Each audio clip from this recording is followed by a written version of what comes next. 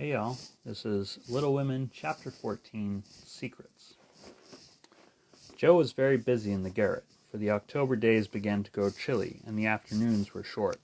For 2 or 3 hours the sun lay warmly in the high window, showing Joe seated on the old sofa, writing busily, with her papers spread out upon a trunk before her, while Scrabble, the pet rat, promenaded the beams overhead, accompanied by his oldest son, a fine young fellow, who was evidently very proud of his whiskers.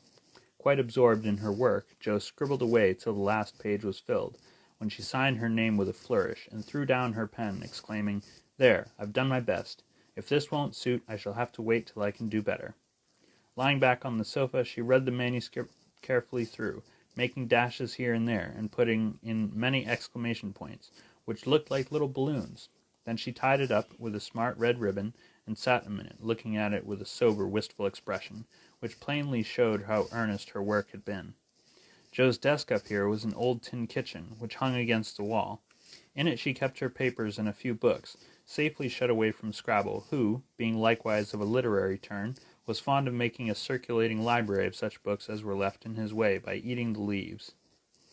From this tin receptacle Jo produced another manuscript, and putting both in her pocket, crept quietly downstairs, leaving her friends to nibble her pens and taste her ink. She put on her hat and jacket as noiselessly as possible, and going to the back entry window, got out upon the roof of a low porch, swung herself down to the grassy bank, and took a roundabout way to the road. Once there, she composed herself, hailing a passing omnibus, and rolled away to town, looking very merry and mysterious. If anyone had been watching her, he would have thought her movements decidedly peculiar. For on alighting, she went off at a great pace till she reached a certain number on a certain busy street. Having found the place with some difficulty, she went into the doorway, looked up the dirty stairs, and after standing stock still a minute, suddenly dived into the street and walked away as rapidly as she came. This maneuver she repeated several times, to the great amusement of a black-eyed young gentleman lounging in the window of a building opposite. On returning for the third time, Jo gave herself a shake, pulled her hat over her eyes, and walked up the stairs, looking as if she was going to have all her teeth out. There was a dentist's sign, among others, which adorned the entrance, and after staring a moment at the pair of artificial jaws, which slowly opened and shut to draw attention to a fine set of teeth, the young gentleman put on his coat, took his hat, and went down to post himself in the opposite doorway, saying with a smile and a shiver, "It's like her to come alone, but if she has a bad time she'll need someone to help her home." In 10 minutes Jo came running downstairs with a very red face, and the general appearance of a person who had just passed through a trying ordeal of some sort. When she saw the young gentleman she looked anything but pleased, and passed him with a nod, but he followed, asking with an air of sympathy, "Did you have a bad time?" "Not very." "You got through quickly?" "Yes, thank goodness." "Why did you go alone?" "Didn't want anyone to know." "You're the oddest fellow I ever saw. How many did you have out?" Jo looked at her friend as if she did not understand him, then began to laugh as if mightily amused at something. "There are 2 which I want to have come out, but I must wait a week." "What are you laughing at? You're up to some mischief, Jo," said Laurie, looking mystified. "So are you. What were you doing, sir, up in the billiard saloon?" "Begging your pardon, ma'am, it wasn't a billiard saloon, but a gymnasium, and I was taking a lesson in fencing." "I'm glad of that. Why?" "You can teach me, and then when we play Hamlet you can be Laertes, and we'll make a fine thing of the fencing scene." Laurie burst out with a hearty boy's laugh, which made several passers-by smile in spite of themselves. "I'll teach you whether we play Hamlet or not. It's grand fun, and will straighten you up capitally, but I don't believe that was your only reason for saying 'I'm glad' in that decided way, was it now?" "No, I was glad that you were not in a saloon, because I hope you never go to such places. Do you?" "Not often." "I wish you wouldn't. It's no harm, Jo. I have billiards at home, but it's no fun unless you have good players. So, as I'm fond of it, I come sometimes and have a game with Ned Moffat, or some of the other fellows." "Oh dear, I'm so sorry, for you'll get to liking it better and better, and will waste time and money, and grow like those dreadful boys. I did hope you'd stay respectable, and be a satisfaction to your friends," said Jo, shaking her head. "Can't a fellow take a little innocent amusement now and then, without losing his respectability?" asked Laurie, looking nettled. "That depends on how and where he takes it. I don't like Ned and his set, and wish you'd keep out of it. Mother won't let us have him at our house, though he wants to come, and if you grow like him she won't be willing to have us frolic together as we do now." "Won't she?" asked Laurie, anxiously. "No, she can't bear fashionable young men, and she'd shut us all up in bandboxes rather than have us associate with them. Well, she needn't get out her bandboxes yet. I'm not fashionable party, and I don't mean to be, but I do like harmless larks now and then. Don't you? Yes, nobody minds them, so lark away. But don't go wild, will you? Or there will be an end of all of our good times. I'll be a double distilled saint. I can't bear saints. Just be a simple, honest, respectable boy, and we'll never desert you. I don't know what I should do if you acted like Mr. King's son. He had plenty of money, but didn't know how to spend it, and got tipsy and gambled and ran away, and forged his father's name, I believe, and was altogether horrid. You think I'm likely to do the same? Much obliged. No, I don't. Oh dear, no. But I hear people talking about money being such a temptation, and I sometimes wish you were poor. I shouldn't worry then. Do you worry about me, Joe? A little, when you look moody or discontented, as you sometimes do, for you've got such a strong will, if you once got started wrong, I'm afraid it would be hard to stop you. Laurie walked in silence for a few minutes, and Joe watched him, wishing she had held her tongue, for his eyes looked angry, though his lips still smiled as if at her warnings. Are you going to deliver lectures all the way home? He asked presently. Of course not. Why? Because if you are, I'll take a bus. If you are not, I'd like to walk with you and tell you something very interesting. I won't preach any more, and I'd like to hear the news immensely. Very well, then, come on. It's a secret, and if I tell you, you must tell me yours. I haven't got any, began Joe, but stopped suddenly, remembering that she had. You know you have. You can't hide anything, so up and fess, or I won't tell, cried Laurie. Is your secret a nice one? Oh, isn't it? All about people you know, and such fun. You ought to hear it, and I've been aching to tell you it this long time. Come, you begin. You'll not say anything about it at home, will you? Not a word. And you won't tease me in private? I never tease. Yes, you do. You get everything you want out of people. I don't know how you do it, but you are a born wheedler. Thank you. Fire away. Well, I've left 2 stories with a newspaperman, and he's to give his answer next week, whispered Joe in her confidante's ear. Hurrah for Miss March, the celebrated American authoress, cried Laurie, throwing up his hat and catching it again, to the great delight of 2 ducks, 4 cats, 5 hens, and half a dozen Irish children, for they are out of the city now. Hush, it won't come to anything, I dare say, but I couldn't rest till I had tried, and I said nothing about it because I didn't want anyone else to be disappointed. It won't fail. Why, Joe, your stories are works of Shakespeare compared to half the rubbish that is published every day. Won't it be fun to see them in print, and shan't we feel proud of our authoress? Joe's eyes sparkled, for it is always pleasant to be believed in, and a friend's praise is always sweeter than a dozen newspaper puffs. Where's your secret? Play fair, Teddy, or I'll never believe you again, she said, trying to extinguish the brilliant hopes that blazed up in a word of encouragement. I may get into a scrape for telling, but I didn't promise not to, so I will, for I never feel easy in my mind till I've told you any plummy bit of news I get. I know where Meg's glove is. Is that all? Said Joe, looking disappointed, as Laurie nodded and twinkled with a face full of mysterious intelligence. It's quite enough for the present, as you'll agree when I tell you where it is. Tell then. Laurie bent and whispered 3 words in Joe's ear, which produced a comical change. She stood and stared at him for a minute, looking both surprised and displeased, then walked on, saying sharply, How did you know? Saw it. Where? Pocket. All this time? Yes, isn't it romantic? No, it's horrid. Don't you like it? Of course I don't. It's ridiculous. It won't be allowed. My patience, what would Meg say? You're not to tell anyone. Mind that. I didn't promise. That was understood, and I trusted you. Well, I won't for the present, anyway, but I'm disgusted, and wish you hadn't told me. I thought you'd be pleased.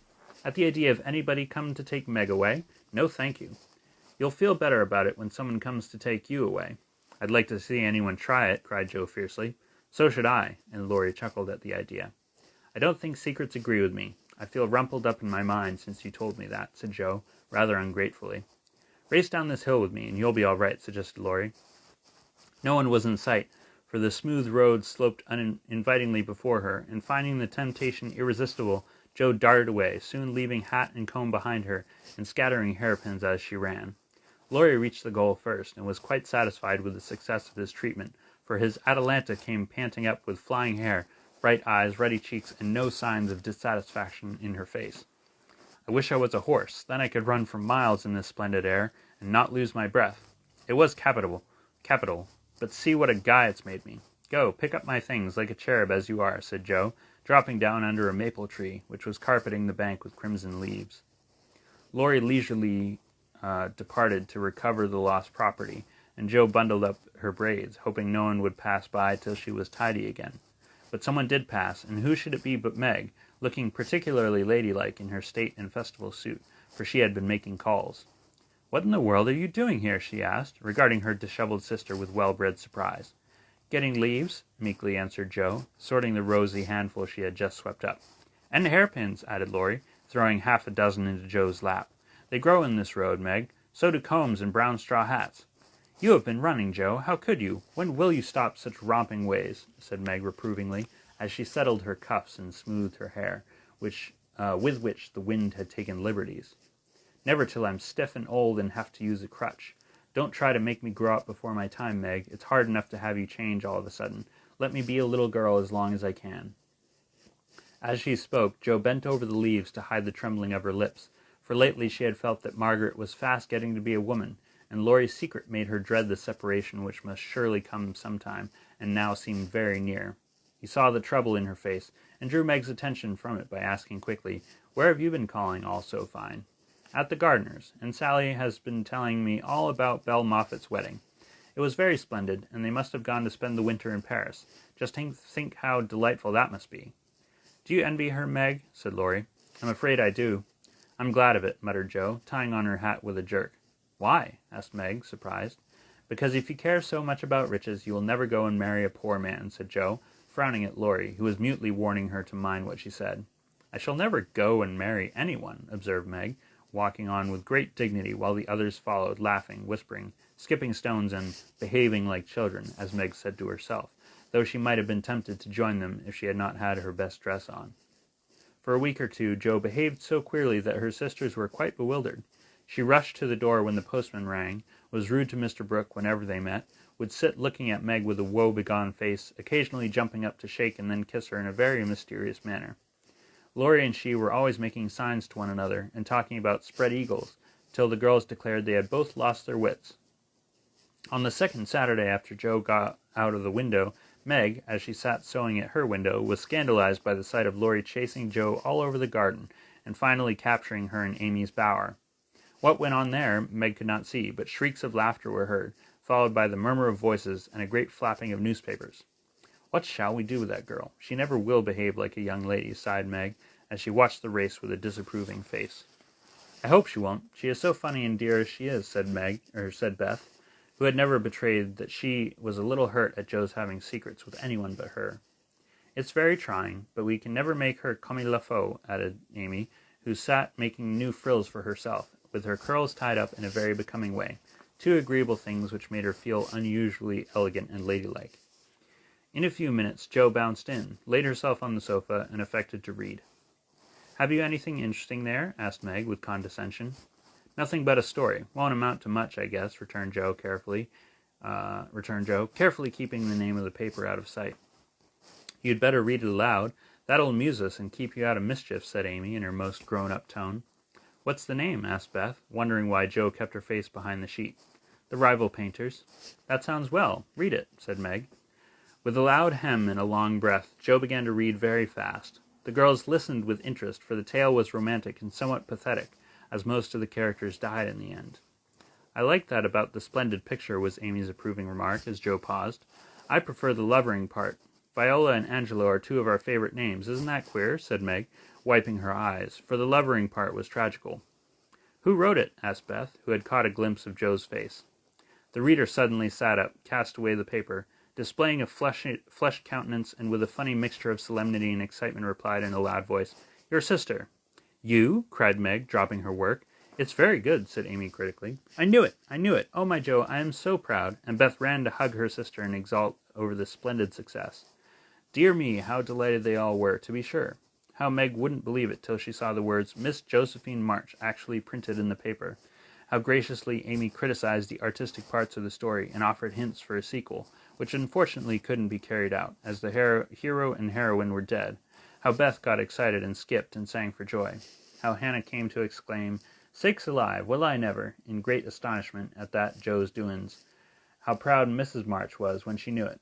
How Joe laughed, with tears in her eyes, as she declared she might as well be a peacock and done with it, and how the spread eagle might be said to flap his wings triumphantly over the house of March as the paper passed from hand to hand. "Tell us all about it. When did it come? How did you get for it? How much did you get for it? What will father say? Won't Laurie laugh?" cried the family, all in one breath as they clustered about Joe, for these foolish, affectionate people made a jubilee of every little household joy. "Stop jabbering, girls, and I'll tell you everything," said Joe, wondering if Miss Burney felt any grander over her Evelina than she did over her rival painters. Having told how she disposed of her tales, Joe added, "And when I went to get my answer, the man said he'd like them both, but didn't pay beginners, only let them print in his paper, and notice the stories. It was good practice, he said, and when the beginners improved, anyone would pay. So I let him have the 2 stories, and today this was sent to me, and Laurie caught me with it and insisted on seeing it, so I let him. And he said it was good, and I shall write more, and he's going to get the next paid for, and I am so happy, for in time I may be able to support myself and help the girls." Joe's breath gave out there, and wrapping her head in the paper, she bedewed her little story with a few natural tears, for to be independent and earn the praise of those she loved were the dearest wishes of her heart, and this seemed to be the first step towards that happy end. And thus ends chapter 14. I love you all. Have a good night.